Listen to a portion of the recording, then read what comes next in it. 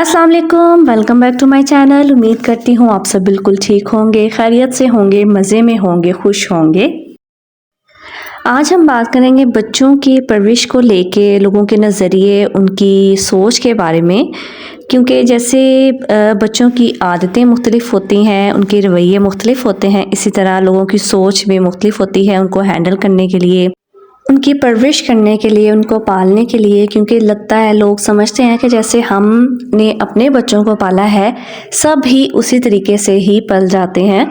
लेकिन कुछ बच्चे ज़िद्दी होते हैं, कुछ ज़्यादा एग्रेसिव होते हैं और कुछ बहुत ही पोलाइट होते हैं, इसलिए उनको उनके मिजाज के मुताबिक ही हैंडल करना पड़ता है। ज़िद्दी बच्चों को अगर आपने हैंडल करना है तो उसके लिए आपको खुद भी थोड़ा कॉम्प्रोमाइज़ करना पड़ता है। कुछ आपको अपनी ज़िद मनवानी पड़ती है, कुछ आपको बच्चों की ज़िद माननी पड़ती है। अगर आप टोटली ही बच्चे की ज़िद को पूरा करते जाएंगे तो वो मज़ीद ज़िद्दी और अग्रेसिव हो जाएगा, वो गुस्सीला हो जाएगा और वो सिर्फ यही समझेगा कि मेरी ही बात को अहमियत दें, मेरी ही बात को माना जाए। तो हमें थोड़ी बहुत बातें जो हैं उस बच्चे की माननी पड़ती हैं और ज़्यादा बातें अपनी भी मनवानी पड़ती हैं। कुछ में हमें कंप्रोमाइज़ करना पड़ता है, कुछ में हमें बच्चे को कंप्रोमाइज़ करवाना पड़ता है।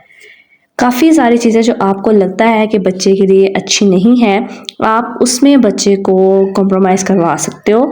और जो आपको लगता है कि बच्चे के लिए बस ठीक है, तो आप खुद उसमें कॉम्प्रोमाइज़ कर सकते हो।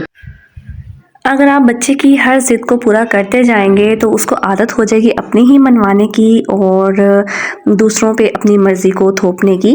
तो इसीलिए बच्चे को हैंडल करना आपको आना चाहिए, क्योंकि अगर आप बच्चे को मारपीट से हैंडल करेंगे तो वो मज़ीद बिगड़ जाएगा, ज़िद्दी हो जाएगा और उसके दिल में आपके लिए नफ़रत भी हो सकती है। वो ये भी समझ सकता है कि आप उससे प्यार नहीं करते और दूसरों को आप ज़्यादा प्रेफर करते हो, ज़्यादा प्यार करते हो उस अपने बच्चे के मुकाबले में। एक चीज़ हमें ये भी नोट करनी चाहिए कि हम अपने बच्चों के सामने किसी दूसरे बच्चे की ज़्यादा तारीफ़ ना करें। कभी भी हम बच्चे को ये मत कहें कि वो बच्चा बहुत ही अच्छा है, बहुत ही लायक है, बहुत ही इंटेलिजेंट है आपके मुकाबले में। क्योंकि बच्चे जब आप उनको कंपटीशन में डाल देते हो तो बच्चे सिर्फ़ अपने आप को ये समझने लग जाते हैं कि हम ज़िंदगी की दौड़ में सिर्फ हमने जीतना है, हमने हारना नहीं है। आपको खुद अपने बच्चों को बताना है कि जीत और हार ज़िंदगी का हिस्सा है। जो बच्चे हर वक्त हर मौके पे जीतते हैं, जब वो हारते हैं तो वो डिसहार्ट हो जाते हैं और उनका जो दिल है वो उचाट हो जाता है उस चीज़ से जिसमें वो हार जाते हैं। क्योंकि हार और जीत ज़िंदगी का हिस्सा है, तो बच्चों को दोनों की ही आदत होनी चाहिए। अगर आपका बच्चा खुद से कुछ करना चाहता है, कुछ बनना चाहता है, तो आप उसे कभी भी डिग्रेड मत करें। हमेशा उसे ये ही पावर दें कि वो कर सकता है। बच्चे का जो पावर बैंक है वो उसकी माँ होती है। अगर माँ अपने बच्चे को कहती है कि वो कर सकता है तो दुनिया इधर की उधर हो जाए, बच्चा वो कर लेगा।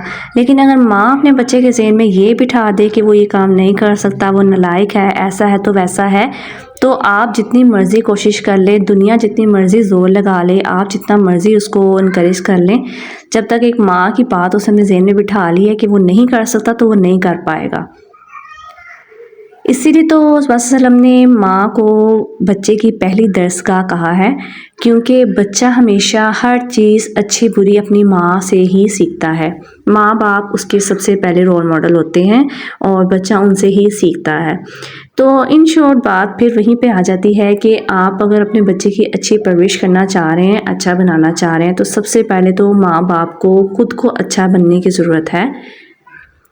अगर आप बच्चे के सामने खुद अच्छा हैं तो फिर आपके बच्चे अच्छे ही होंगे इंशाल्लाह।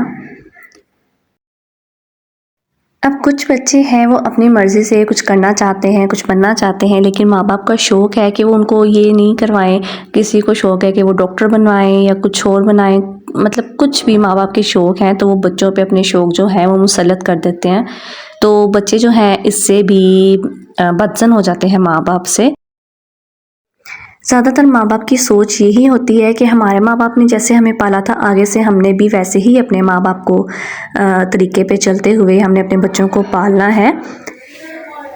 लेकिन आजकल के दौर के जो बच्चे हैं वो बिल्कुल चेंज हैं। अगर हम जो सख्ती हमारे माँ बाप ने हम पे की थी अगर हम अपने बच्चों पे करेंगे तो बच्चे इससे बिगड़ भी सकते हैं। तो बच्चों को मुख्तलिफ़ तरीक़ों से हैंडल करना चाहिए और माँ बाप से बेहतर कोई भी नहीं समझ सकता कि हमारा बच्चा किस तरह से हैंडल होगा। माँ बाप से बढ़ के कोई भी अपने औलाद को नहीं समझ सकता, अपने औलाद की ज़रूरतों को नहीं पूरा कर सकता। अगर आप किसी को देख के कि उसने अपनी औलाद को, अपने बच्चों को इस तरह से हैंडल किया है तो मैं भी करूँ, तो इस तरह बच्चे नहीं चलते। अगर जो बच्चे हैं उनकी नेचर और है दूसरों के बच्चों की निस्बत आपके बच्चों की नेचर बिल्कुल चेंज है, तो आप कभी भी दूसरों के तरीके से अपने बच्चे को हैंडल नहीं कर सकते। तो बच्चों के करीब रहें और उन्हें खुद से दूर ना होने दें, यही हम सब लिए भी अच्छा है, बच्चों के लिए भी अच्छा है। क्योंकि अगर बच्चे हमारे पास रहेंगे, करीब रहेंगे, तो वो बुरी सोबतों, बुरी आदतों से दूर रहेंगे।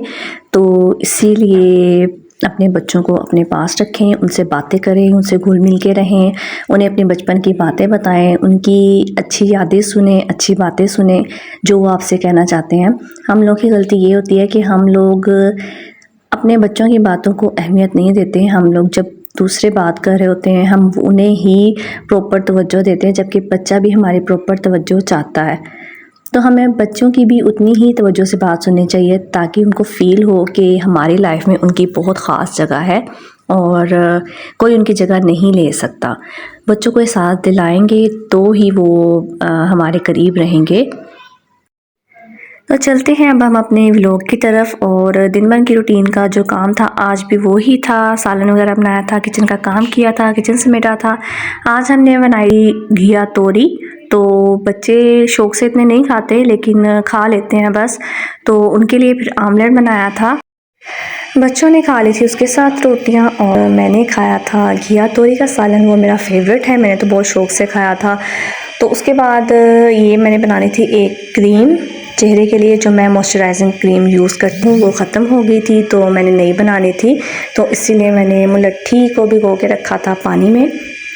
इसके लिए हमने मुलट्ठी लेनी थी, तो मुलट्ठी को मैं थोड़ा सा कूट के पानी में भिगो के रखा था, ये ओवरनाइट पड़ा रहेगा। उसके बाद इसकी हम क्रीम बनाएंगे। ये था मेरा आज का व्लॉग और छोटी सी रूटीन। अगर आपको पसंद आती है तो आप वीडियो को लाइक शेयर, चैनल को सब्सक्राइब ज़रूर करें। मिलते हैं नेक्स्ट व्लॉग में, तब तक के लिए अल्लाह हाफिज़।